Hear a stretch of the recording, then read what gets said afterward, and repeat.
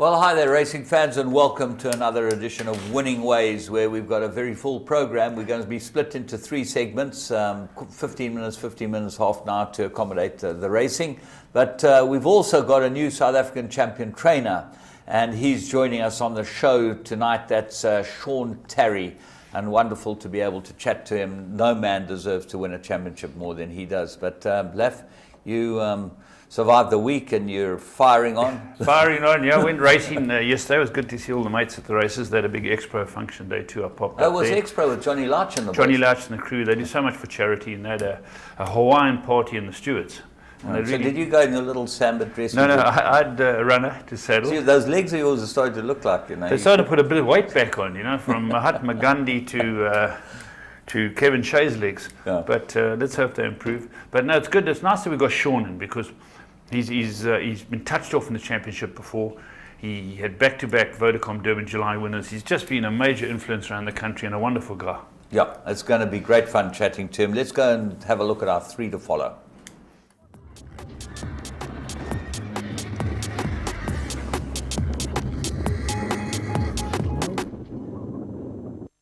And they're off in the Travers. Forward Alley is the winner. His dad, Distorted Humor, he's probably one of his best sons at stud.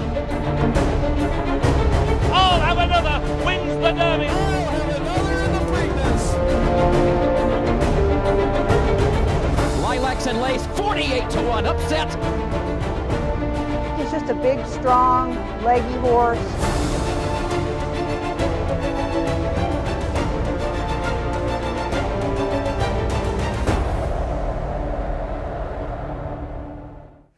Well, we're going to midweek Kenilworth on Wednesday, I think it was, the 19th of August. They went 1,200 meters, the first race. You have a look at this and you tell us what you think. This was a filly that ran second, Icy Fire. Watch her through the race. Yeah, now here's Icy Fire. We've highlighted it. Very green, comes out of the race. Joey Ramsden, beautifully bred horse. Greg Sheen gets the ride on it. And as you have a look across, you'll see, I think there's one behind it. The white cap is what you've got to watch, because they all come back to it late in the race. But this is the name you write on your fridge, Icy Fire. Now joint last. And the pace is on. You've got some horses going quickly there. So well, suspect. the winner was in front, Silver Banshee. That's bowled along in front, and that's certainly in front. Now, you've probably lost Icy Fire, but she's there sort of second from the left of your picture in the blue colours with a white cap, and she's now right in the middle of the pack. And it is just unbelievable that this filly can run second. This is what's called an introductory. Yeah, in the white cap you can see it. I hope you've all picked it up. It's a long way back, and Greg's trying to get her to pick up. And here he is. He's looking for Racing Room. Racing Room doesn't come easy. I hope you've picked her up in the white cap. She's in amongst the scrum, because Silver Banshee, who had found support, or drifted in fact slightly, has won this race. But have a look at the white cap from here on in. Well, here she is. She's still about seventh now. She's right on the one off the inside. He has to take a tug on her because he gets a bit of interference. But now he gets down and pushes her out, and just hands and heels. Absolutely flew to run second. She's beautifully bred. She's by Western Winter out of a Jetmaster mare, bred by Team Valor. Ridgemont owns her, and you put her down. This could be a very, very good filly. Let's go and have a look at the next one. We go to Turfentine on Saturday the 22nd, 14:50. Robbie Sage stepped out a first-timer. Have a close look at this. This is a nice introductory as well. Yeah, this is called Coral Fever. It's drawn one down the inside. On this outside is the winner in the Van Furen Silks, the orange and black, Pierre Stratum riding for Mark Hazian, horse called Artica, who gets up there but lets a few lead it. But the horse we found has got the red cap on the inside fence, young Ryan Munger riding it, and it's called Coral Fever. It shortened quite a lot in the betting, this horse, but it's quite interesting to see the way she ran on at the death. She drops out of it to about third, fourth last now. The winner takes a pull and sits second. Stratum is riding at his very best at the moment. It's going to be an interesting championship this year, because you've got a couple of them really going well. The guys all around the country are going for their winners. But Stratum's got this beautifully placed. The pacemakers, Artful Emperor and Fangia, they fall away into the straight, and it leaves Artica to shoot clear. But a long way back in the red cap, just biding its time, is Coral Fever, who makes a move up the inside. You'll see that this is a horse that you have to follow. Just here, Stratum makes his move and Artica. He says, well, listen, these two in front aren't going to quicken. I'm going. And it's still a long way back, 6-7 lengths back in the red cap. I think it's Colin Bird Silks. Yes, it's by Judd Pot, this colt, and he's out of a Rich Man's Gold mare, which are Rich Man's Gold. They're gold at the moment. Yeah. You know, Mary Slack's got a whole lot of them, and not many other people. But here it starts to run on hands and heels. The winner's gone, and Stratum just now gets really busy, and now Ryan Munger gives us 2, and it absolutely takes off at the death. Should be able to win next time Yeah, out. you Looks got like it a for very, the very Coral nice Fever. Coral Fever. Yeah. We got a Greyville poly track, 23rd of August, and we go 1,400 meters. Let's go and have a look at a first timer of Frank Robinson's. Yeah, here's a horse called Nirvana, well drawn, and it loses a length by my reckoning around that at the start. And Sean Veal, the headmaster, rides it, and he's lost, and they're gone. And they're quickly out. The pace is on, because the money horses are Dutch Harbour and Beluga, and they're the front two, they're on. And James, I think, interesting ride on the outside there. Well, obviously the two of them were given instructions not to give the outside to anyone, but I think Billy Jacobson won. And here, Sean Veal made sure that trying to get it in with his whip in the left hand. Now he's got it in, but then what is strange is just seems to be perfect here. Just let it lob along wherever it's going. It's very green, obviously first timer. But then it goes out and round the field. Here we go. Yeah, it's Billy about to go Jacobson. round the field now. There you go. Yeah. Pull it out, go right round the Up field. the hill. Up the hill. And Yeah. this horse runs a cracking good race for John Finlayson, Frank Robinson, right round them. The horse in front ends up winning it. Andrew Fortune sitting quiet as a mouse, but Veal's got to him. But not for long. But still, Yeah. we think this is A very good ride. You can see Fortune, the master, they're just nursed it along. Sean Cormack, a cracking ride in the pink cap He's behind just it. waiting. Beluga, he's waiting. He thinks, well, I've got them here. The third horse, Shine Up, lugs in at the wrong stage against Nirvana, the horse we found. And they would have won, but for another stride or so. So keep an eye on Nirvana. It hasn't had the easiest of introductions, but it's not beaten far. Yeah, that's a very, very good run. You know, considering the way he went round the field and the way what he did in the race. As son of Blackman Lelouch, I think that he'll go on and do some things. This horse, he looks like a nice horse. We're going to go and have a look at Blast from the Past. We've got the 1995 SA Classic. Gates are open, soft falling rain, pulling clear. Soft falling rains won the SA Nursery by 3. Racing in the 2,000 guineas. Gates fly and they're racing in the Godolphin Mile. They're off and racing. Weight didn't matter. Class tells, soft falling rain, much too good. Soft falling rain, an impressive guineas winner. Soft falling rain is drawing clear. He's made it 7 out of 7 by winning here today. But it's soft falling rain who is powering away. We'll see out the mile in style. A high-class performer wins the Nay of Joel Stakes.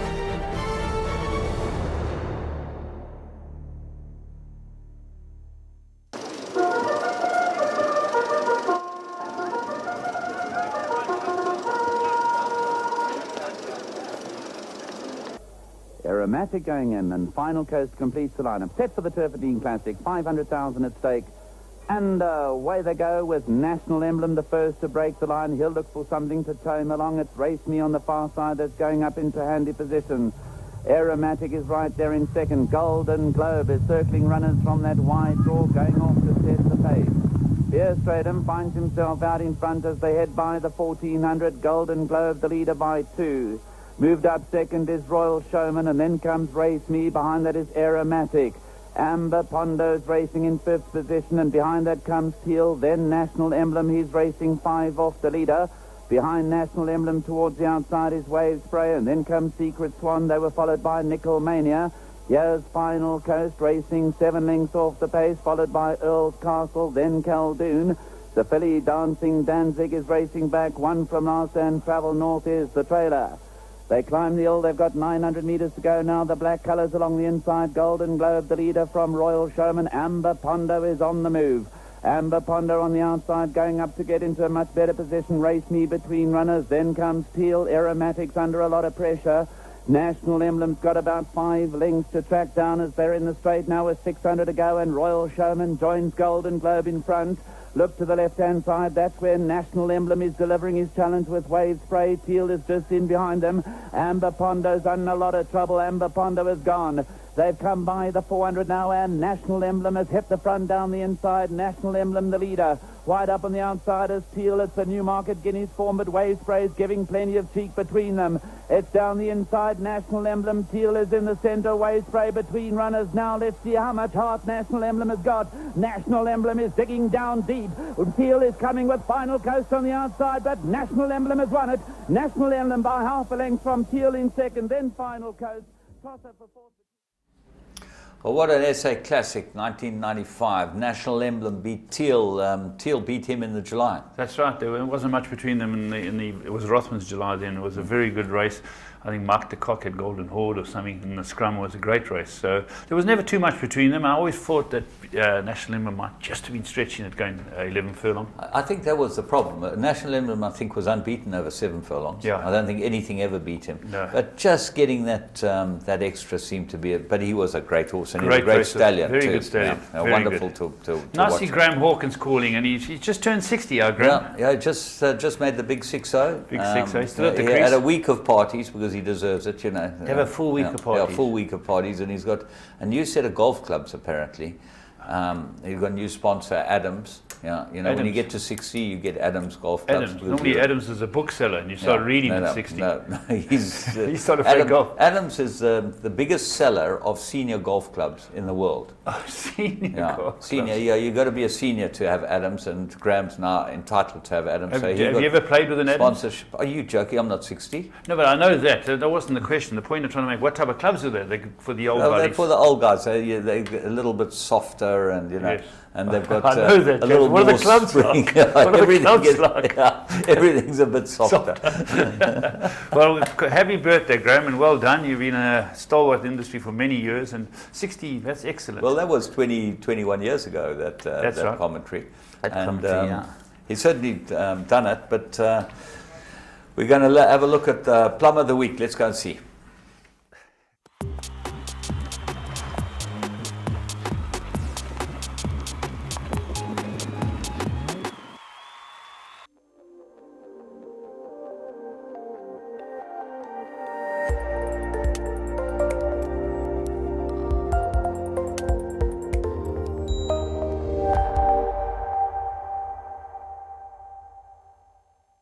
But here's Marmalady up towards the inside. 300 metres left to go. Second place is Cote de Pablo, who now needs to pick up because Marmalady's quickened away. 150 metres left to go. Second place Olympia Beijing and Cote de Pablo. Number goes in the frame. Marmalady, wild draw, weight, doesn't matter. Marmalady wins it by 3. Second goes to Olympia Beijing. Then came Cote de Well, this filly came to Johannesburg from Cape Town.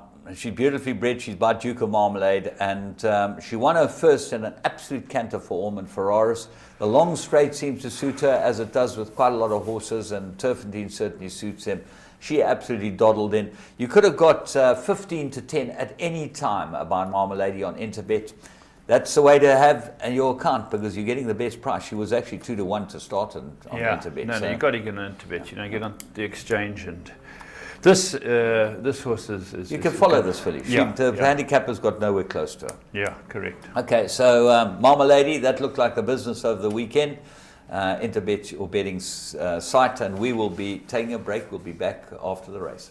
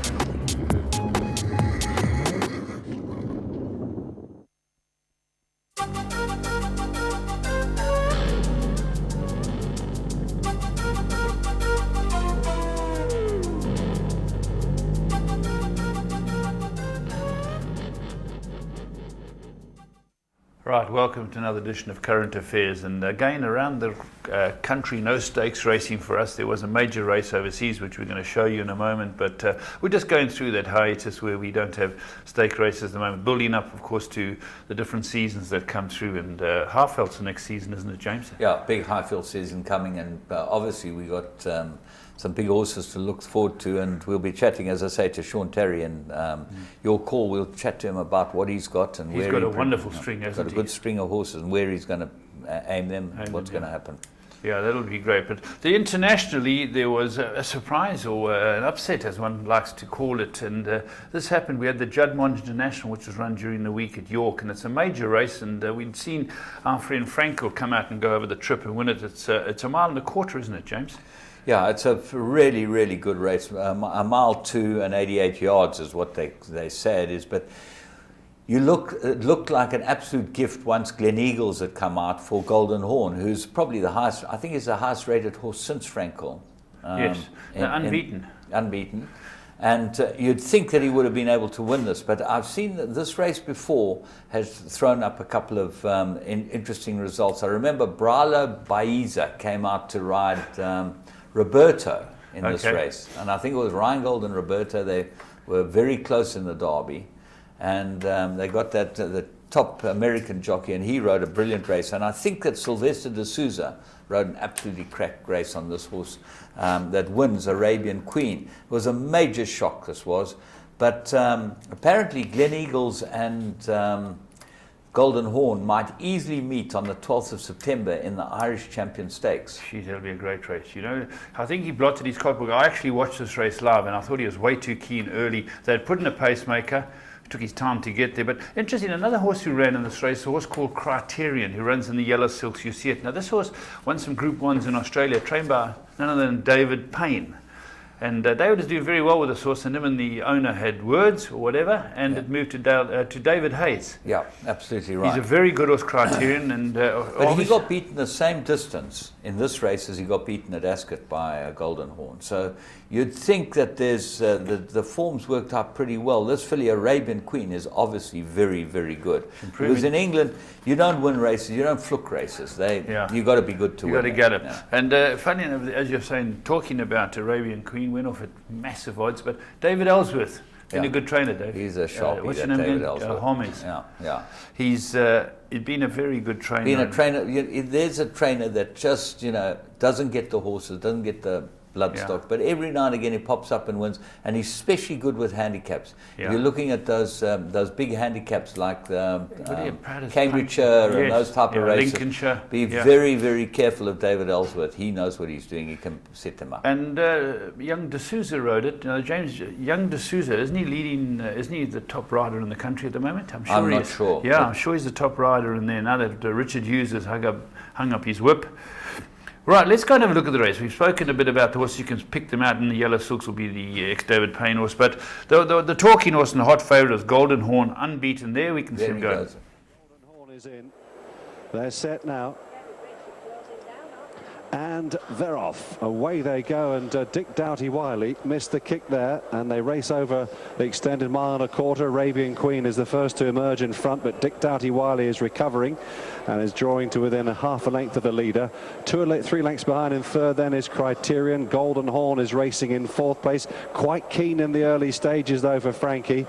Then on the inside is Cougar Mountain, followed by the Grey Gatsby, and Time Test brings up the rear, probably about 10 lengths behind Dick Doughty-Wiley, who's now gone on by about 6 lengths in front of Arabian Queen and the chasing pack. Golden Horn still taking a real tug for Frankie, racing in third, the Derby winner. Criterion just took a bit of a false step there in the yellow jacket, with the Grey Gatsby on his outside, followed then by Time Test and Cougar Mountain at the back of the field, the horse that ran the Nunthorpe Stakes amazingly 12 months ago. They're racing down towards the 6 furlong marker over on the far side here, and Dick Doughty-Wiley's at advantage is still about 3 lengths or so. Arabian Queen racing in second. Still he hasn't settled yet, Golden Horn. Racing in third, about 6 lengths off the speed. He's tracked then by old rival, the Grey Gatsby. Criterion has lost a place or two. Then comes Time Test on the outside, and Cougar Mountain will bring up the rear as they turn into the home straight with just over half a mile left to travel. Rob Havlin brings Dick Doughty Wiley towards the centre of the course.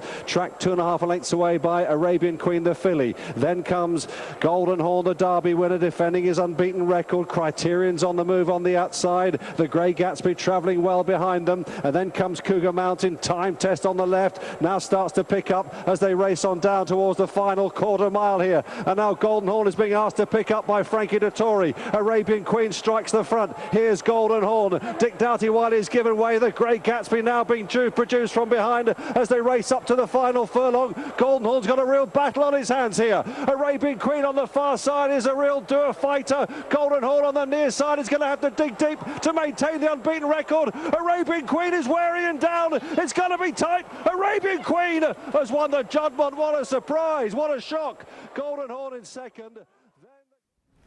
Yeah, wonderful to hear Mark Cattermole, my good mate, calling them. And even you could hear in his voice, James, that the Golden Horn was going to get beat. He realised it late. Well, it certainly going through the furlong post, it looked like Golden Horse was going to win easily. He had the filly under pressure, he loomed up to her, and then just didn't go on with it. Now, there's no doubt that he stays. Yes, no doubt. No, Derby winner. What happened?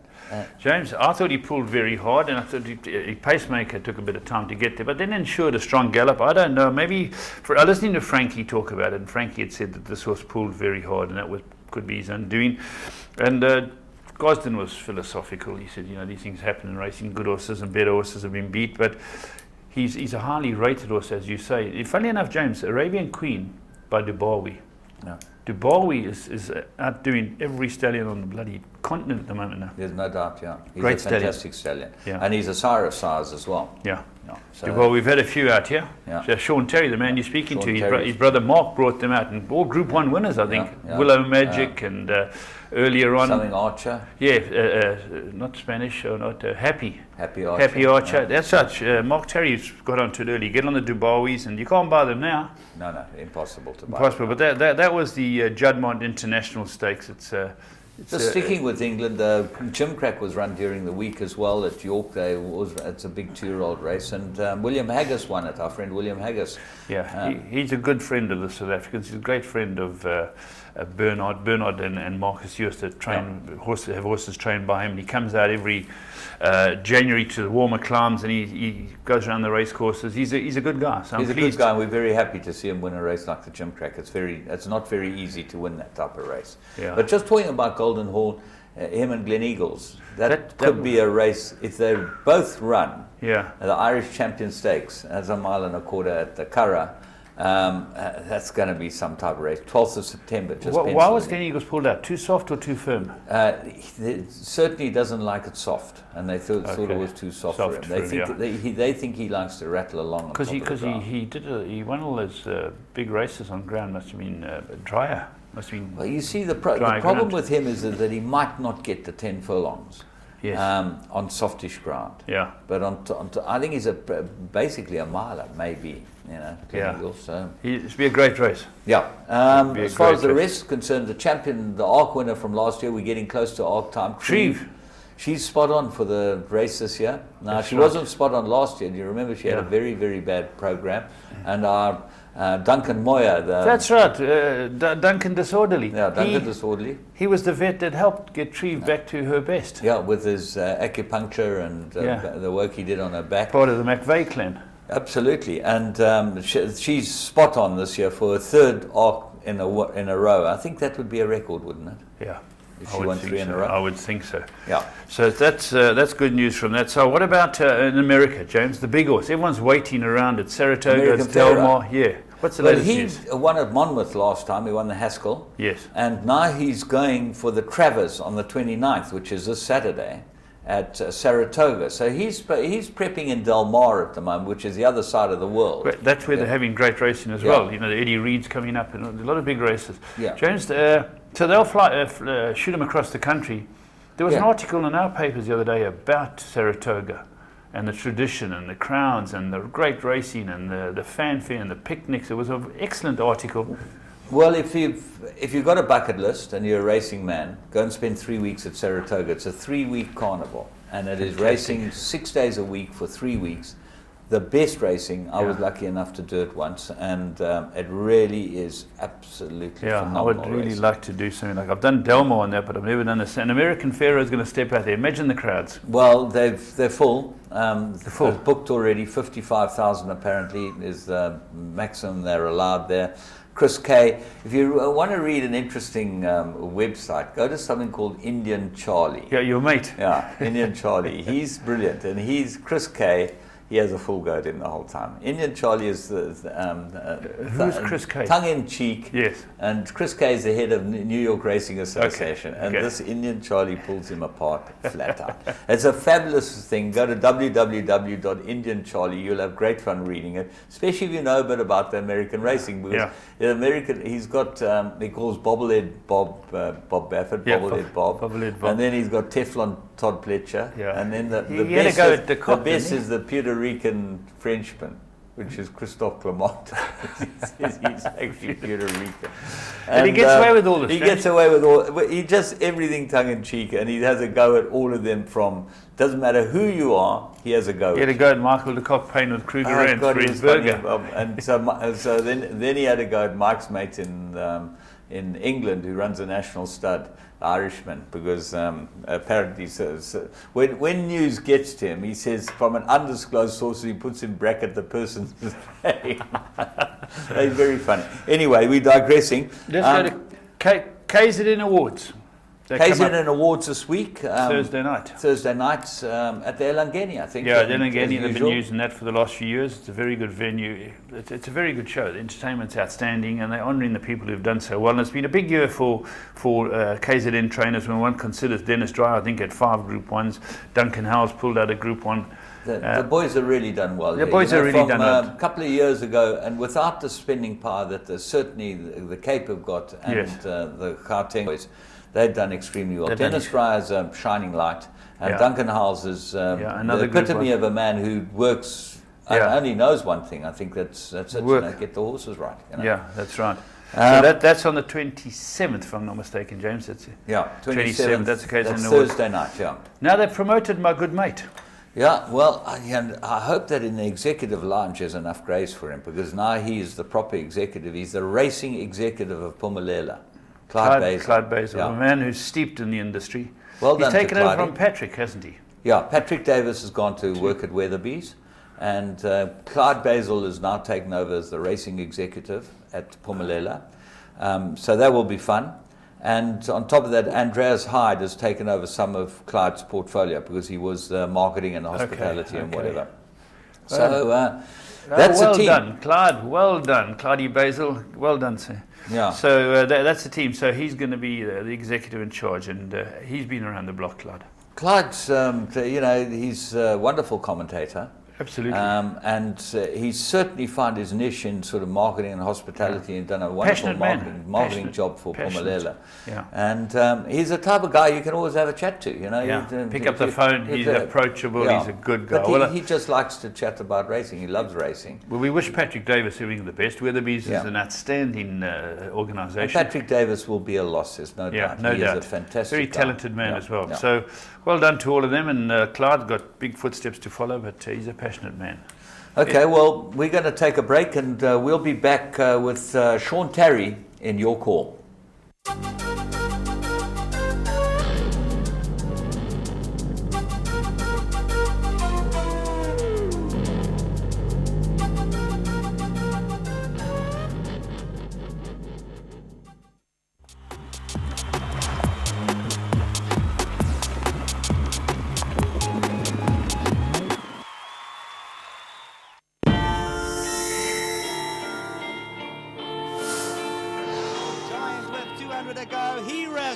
And our Giant roars away. He's going to take the glory. Our Giant taking no prisoners by 4.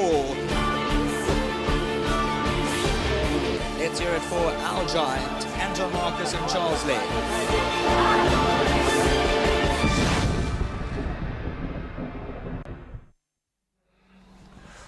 Well, we're back here, and it's always not only an honor but a privilege to be able to talk to the champions of the industry. We spoke to Gavin Larena after he had won the championship, and how excited he was, not possible. But to win a championship is really the pinnacle of any man's career, and certainly a man that's come so far in such a short time as Sean Terry. It must just be unbelievable for you. Yeah, James, as I've said to a lot of people that have asked, it's a relief, because obviously it's something that we've set our sights on, and for the team to put in the effort that they did, especially that we were actually reduced our assistance, and everybody just gave an extra 50%, and it came together so well. It really is rewarding to, not only for me, but to see how my team have grown and developed. You're an interesting man as far as a team is concerned, because you really are a team player. I know your two assistants in Johannesburg, Shylock and Andries, they've been with you from the beginning, basically. Well, Andries is with me from the beginning. Shylock's been with me about 15 years, 13 years, and they're bright, they're hard workers, and I just felt they deserved the opportunity, and they were given the opportunity, and both of them have just risen to the task. Interesting, these guys talk about giving the opportunity. They had no formal grounding in this business, but you brought them up from when they arrived in your stable. You realized that they had the potential, and you just kept building them up, kept giving them a better position to the situation where now they can run a stable. Yeah, I mean, both are extremely bright, and they work very hard, and the most important thing is they understand what I'm trying to achieve, and they stick to it 100%. When you get an assistant that comes into the yard that may have the credentials and worked with big stables, the dynamics, there's a problem, because I back Andries and Shylock 100%. They know the game plan. The newer assistants, not that they're new to the industry, but new to my team, have to still learn, and that's where they struggle to last with me, because obviously they have to fall in line with our plan, and my plan is with Shylock and Andries as my left and right hand, and they have to fall in line, which they seem to struggle with. All right, now I'm going to go a bit further, because I just noticed with your lot, they've been with you, and Dijon Steyn gave up training. You gave him a job, and despite his health problems, and he's not a well man, but we see him there every day on the track, going about his business and doing his business here at Summerfell. No, Dijon he's a banker. He really is ultra reliable, and he trusts my judgment, which is fantastic, and it makes you easy to work with a person that really believes in you. He's a hard worker. You give him a list and he follows it to the letter. In spite of his health, he's mentally very sharp and alert, and it doesn't slow him down. He's as reliable, he's as sharp, he's as good as ever, and I don't have a lot to worry about when my horses are in Durban. He's on top of that, he's just a nice person. Yeah. You just don't find people as nice as Dijon Steyn. No, he really is. He's a good guy, and he's an asset to the team. Okay, now then, obviously Kobe Tadmore has been with you from the beginning as well, and you've got to have a vet in your yard. The horses are athletes. Once again, I mean, it's a rapport that you have with somebody, that you can discuss a problem, and the vet doesn't come in and dictate to you and tell you what needs to be done. And you work together, you talk about what your plan is with a horse, and long-term solutions, and there's certain horses that you need to try and just get what you can out of them. They may be a little weaker, but generally, to get results, as I like to do with older horses, you need to back off them at the right time and work together with your vet to plan his career. Sean, we go back a couple of years. You were that close from winning the championship. It was like it was in your grasp, and it got taken away from you. Did that teach you any lessons? It did teach me something. We were in a really good position. I think we hit the front after winning the July, and in July you hit the front almost $500,000 or whatever it may have been, and Michael was rallying very strongly, and we basically went into the last meeting very close. It could have gone either way, and there were a few things that didn't really go my way, and that made the difference. But having said that, I think Simange had just come on board, and because he had pulled off the July for me and a Group 1 double, he was then given the lion's share on July Day. Still getting to know one or two horses, and I just think come the end of the season, your team should be in place and you should know each other, and your riders should know the horses and go from there. I'm not pointing any fingers. I'm just saying, what did I learn? I learned that it's not the time to try new combinations on the last day of the season. Okay, you learned that. You did it this year. The highest stakes ever earned by a South African trainer. Just the feeling, you come off the cloud yet? Yeah, James, you know what, we've gone well the whole time, so it's not like I got excited with, to get the news or whatever it was, but I mean, we've gone really well the whole time, and I think each little victory was exciting. It's not that I suddenly got excited to add up the total, but rather, as every little plan came together, that was very, very rewarding. And I've had little victories along the way, and I've enjoyed the whole season, and that's culminated in obviously the championship. But as I said at the Equus ceremony, the most rewarding thing for me was to work with 7 talented 3-year-olds that were each able to earn excess of R1 million. I mean, that takes some doing. Yeah. And combined, they earned 12.5 million. They earned half of my stake. 7 3-year-olds. So, although you have to have the buying power to find them, I think it should give people hope that with 7 horses, you can earn a massive chunk of stakes. Sure, you need to be able to buy them, and you need to have horses, but you don't necessarily need 150. All right, let's go back to the beginning. You arrived as a punter in the business, bright-eyed and ready to take on the world, but you had to find yourself a job, and apparently Karen Anthony and a couple of them gave you starts in life, but then to start training, not easy. Yeah, look here, you thought you knew enough, but you learned your lessons very quickly. But I was fortunate enough, James, to have 2 decent horses when I started in Divided Loyalty and Golden Apple. And let me tell you something, good horses teach you big lessons very quickly, because you do something wrong, you pay. And both of them had soundness issues. Divided Loyalty had stomach ulcers.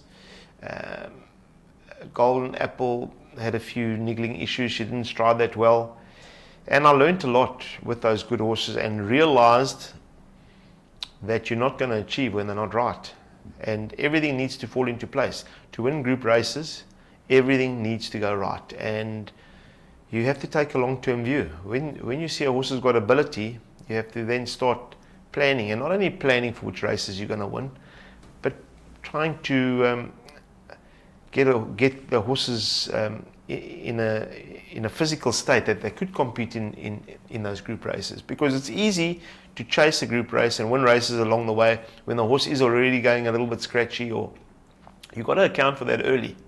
You've got to fix it early and hopefully go into the big ones moving well and doing well. So those 2 fillies, they ended up both very good broodmares as well. But they were Mark, your brother, was basically involved in them both, wasn't he? Yes, well, Mark bought Divided Loyalty at a sale for $2,000. Yeah. And obviously she won a Group 1 and she produced some very nice horses. But the massive achievement and accomplishment that Mark did with Golden Apple, it was remarkable, because he was after a mare for a long time called Avera Gold. Arthur Fall used to train it, and he was hell-bent on getting this horse. And when he got the horse, it was like, right, now we'll be able to do something. Unfortunately, she only produced 1 foal and then died of African horse sickness, which was Golden Apple.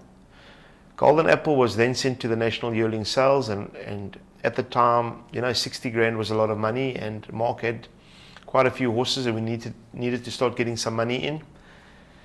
He told me to go and look at the horse and tell him what I thought, and I said, no, I like the filly, but she's very small, and I would let her go at $60,000. And Mark has got a problem with small horses. He's not got a problem with it, but he believes it doesn't matter on the size, and you're almost throwing a challenge to him when you criticize a horse's size. So the horse was sold for $65,000, and I said, well done, Mark, we are right there. He said, no, I bought it back.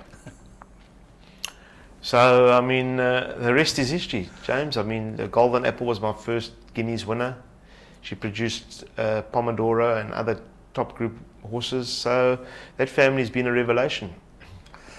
Interesting that after those two horses, the stable didn't really fire. You looked like you were under big pressure at Rijnsfontein, and suddenly the light at the end of the tunnel was Chris van Niekerk. Did you realize at that time? I didn't realize at the time. Listen, fortunately enough, Chris was already in the yard, but I did have Alistair that won the Met. So while Chris was still bubbling under, we achieved success at the highest level, which obviously gave Chris the confidence. While all the naysayers were telling him, "What are you doing? You're spending millions with this man. What has he done? Does he deserve it?" Chris is not only loyal, but he's a businessman. So for me to win the big one, to give him the confidence that he's in the right place, I mean, that was important. But just on the naysayers, it's very prevalent, isn't it? There are a lot of people out there that actually want to knife you, want to pull you down, want to take away what you've deserved and what you've earned for, rightly or wrongly. Well, I think, James, the way I look at it, it's a very competitive business, and the naysayers are normally connected to another yard that they're trying to direct the flow of traffic towards. I don't take it personally. It made me tough. But at the time it was difficult. It was difficult, but fortunately Chris was straightforward and he told me straight. He said, "Listen, this is what this person's told me, this is what that person's told me.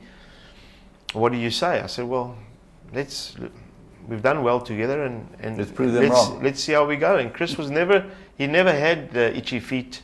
He never had he was never reluctant to start throwing a few here and throwing a few there. Yes, he had his partnerships, and it was almost always agreed that some would go to different trainers. And I was very happy for them to do well at another yard for Chris. It was never the fact that I was worried to be shown up. And I think that that openness and that camaraderie between us, it's also been an important part of our relationship. Your relationship with Chris as a person, he's been like a sort of mentor to you, because you've grown a business from nothing with no real business background into something that is a real dynamic in this country. Listen, you get lucky in life, and obviously having Chris to back you with the finances and the horses that he does is a massive plus. But the other plus is what you learn from the man, and not only from him mentoring you, but just his example. He's hardly got a bad word to say about anyone. I've never heard him say a bad word about anyone. He treats everyone with respect, regardless of their standing within the industry or within society, or no matter what. He treats everybody well, and I think those simple parts we tend to forget, or we tend to rush past. He's taught me a lot about life, about how to treat people, and also, you say, running my business. When I saw how Chris handled his affairs, I'd never been privileged enough to be paid on the button by an owner before Chris arrived. You'd always have to struggle for most of your money, and Chris always used to just check my account, and the money was in very, very early in the month, and I said, "Well, let's see next month." And kept checking, and 10 years down the line, I never caught him out paying me at the middle of the month or anything like that. I mean, so just by example, I've learned so much from Chris, and sure, he's mentored me, and when I've got a problem, I can go to Chris. He's a father figure to me. We've got a good relationship, and we don't take each other for granted, and our relationship is based on trust. Very few people, just in summing up with Chris van Niekerk, very few people in this industry like that, certainly in South Africa. Yes, I have obviously come across a lot of decent owners in the country, but from what I've seen, Chris is different. He handles his own affairs, and he puts a lot of trust in an individual. But I think if you drop the ball and you take that for granted, don't think he's a soft touch. Shows a lot about you and his relationship. But just now, a lot of things have happened since 1995. When did you start? 1990? 97, I took out my license, 97. James. Yeah. 97 is 20 years. You got married. You got 3 wonderful children. Yes, I mean, family life is something. You've always been like a family man. Well, I wasn't sure that I wanted a family, that I wanted to be a family man. But once I got married and settled down and had a taste and started having children, you know, for me there can be nothing better. There's no greater privilege that you can have than raising children. And to build your life around those children, and I know that you holiday a lot together and you spend as much time as you possibly can at home, which is very big at this stage of your life. Well, James, you know, we don't have a lot of time to spend at home. So with the way the industry and the circuit goes, it's demanding. And with the amount of sales that we have and the amount of interprovincial traveling and competing, the little time that you have, I would like to spend with my family, because time flies, and you know, to miss out on 5 years of your children growing up, it's big. And I look at my oldest boy; he's going to be 8, and I say, well, where has the time gone, and what have I missed? And I have tried to be there, but you can't always be there. All right, we're talking about not always being there. Big season coming up, and as you mentioned, you've got 7 3-year-olds that earned in excess of R1 million. Yeah. How are you planning your season with these horses? There are lots of people out there that are interested in, you know, you're the best 3-year-old in South Africa. Where are you going? Let's go through them and see what the... Well, James, let's start at the top and say Legal Eagle, what are his options? Obviously, there's Joburg or there's Cape Town. It's hard to do both. With his rating, the Mets should be the obvious target. He is a lightly framed horse and he's still maturing. And my only concern is that if the travel knocks him, then what? Whereas he's shown us how he relishes turpentine. And although a horse like that, with that rating, I would never ordinarily run in a handicap. I think he can carry the weight in the Summer Cup. So I still haven't decided.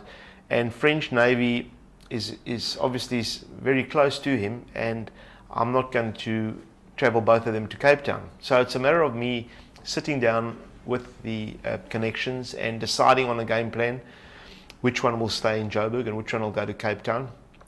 And then you've got filly like Carry On Alice, who will definitely go for the Cape Flying. So Joburg is not important for her. We'll just condition her there. Just going back to Legal Eagle, is he a better horse on a galloping track? Would he be found out by tighter tracks? I think that he's at his best on a galloping track. There's no doubt about that. And French Navy is he's sort of flown under the radar, but he's obviously a very good horse as well. Yeah, he's very good, James. He's got a great turn of foot, and you know, he's won at Greyville, so you know, you sort of could have more confidence that he might be the right horse to travel to Cape Town. Having said that, he's got a great constitution and he carries good substance and condition, and I'd imagine that Cape Town trip he would get through it a lot more comfortably.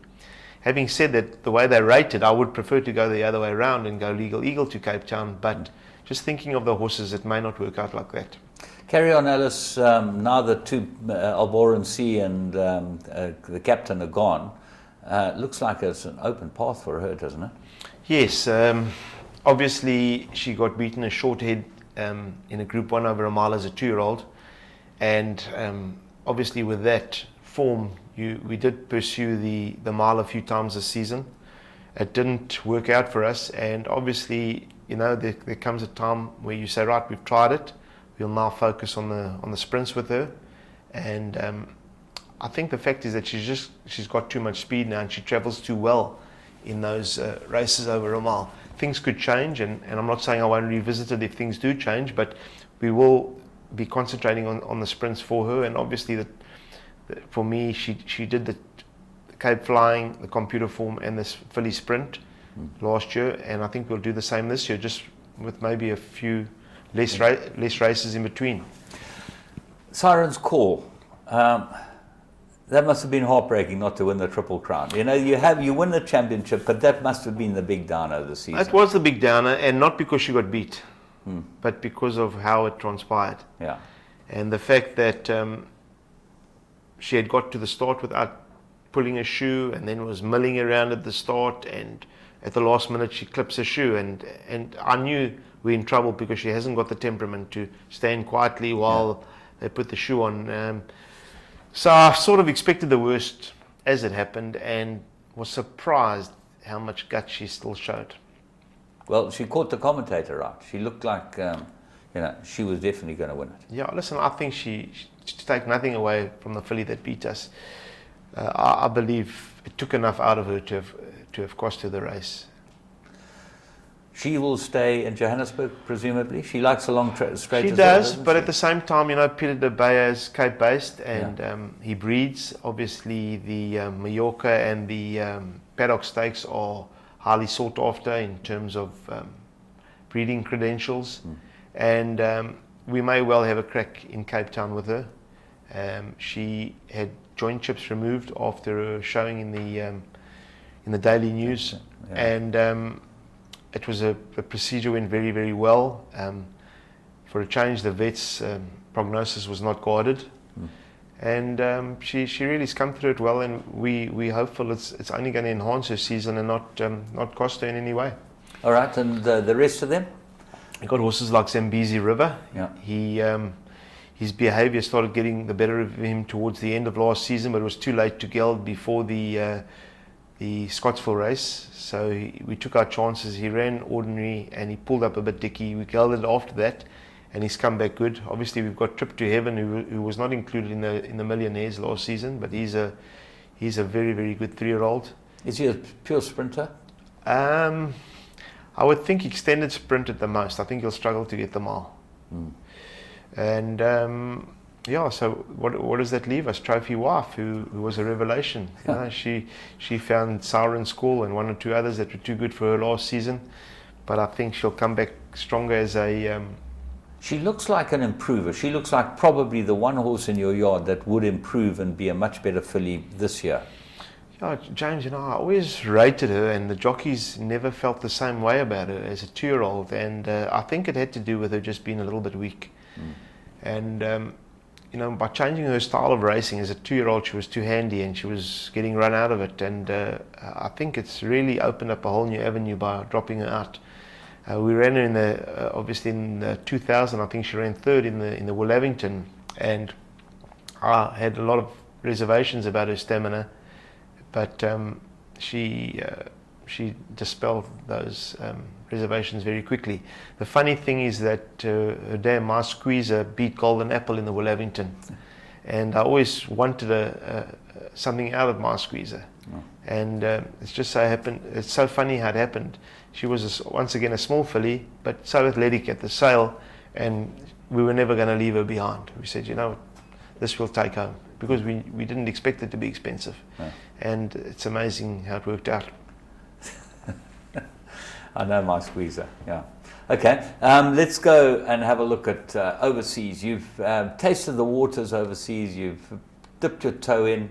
Is there any thoughts of any horses that you would like to take overseas, or is it just too difficult? James, it is difficult. It's very difficult. I've been fortunate enough to have spent a lot of time with Michael. I think Michael, switched the lights on, and he got me thinking and got me upping my game. And I think I've had runners in 5 different countries, courtesy of Michael doing the hard miles and me basically flying over at the last minute. With 1 or 2 horses, it's very difficult because things go wrong. And the infrastructure that Mark has got set up all over the world, it takes some doing. And the journey that those horses have to take, it's mind-blowing. It's mind-blowing that we are actually so competitive internationally with what Michael has to go through. So as it stands now, yes, I'd love to get in there. I'd love to compete internationally, but with the travelling protocols that are there right now, no, I'll sit on the fence and wait for them to, and hope that it opens up, because, geez, it really is putting our industry to sleep, isn't it?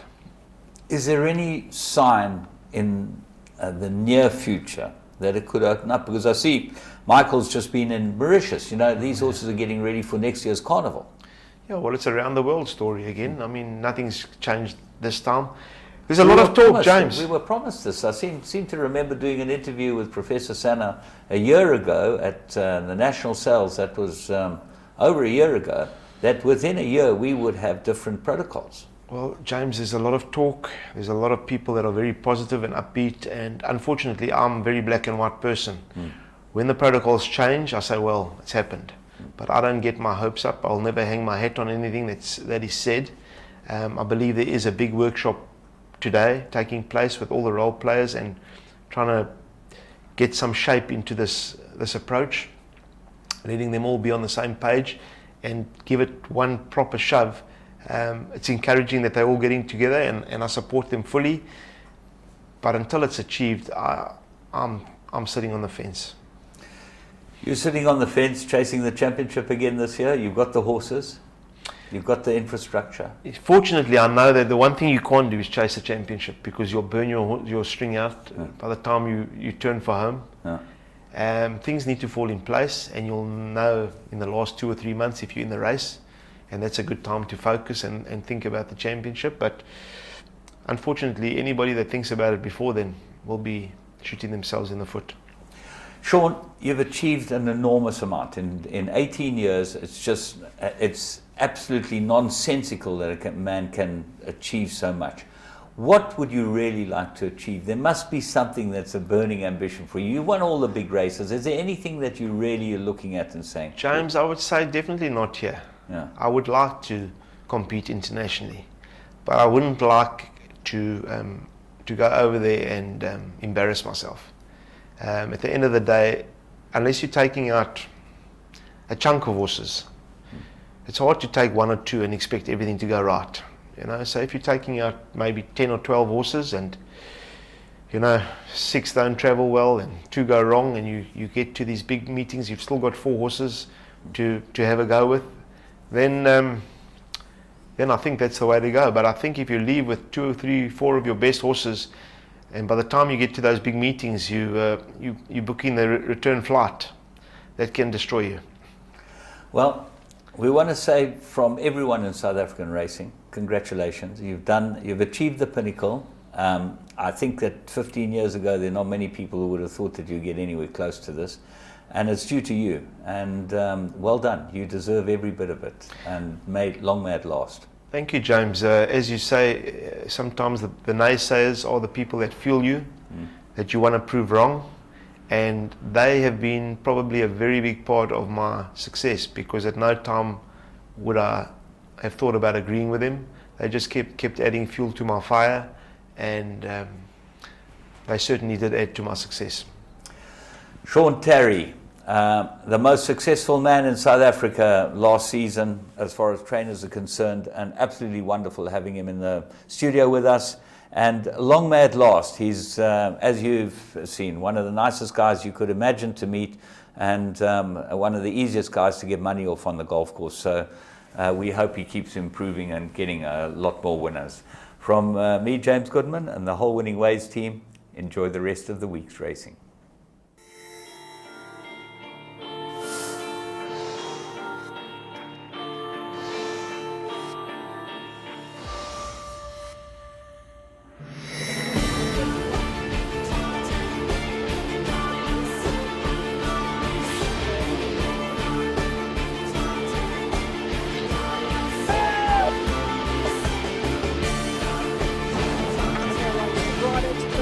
Second position, but Military Roses giving them a bath. That's one of the biggest millions I've ever seen. Grace Valana, the leader. Grace Valana has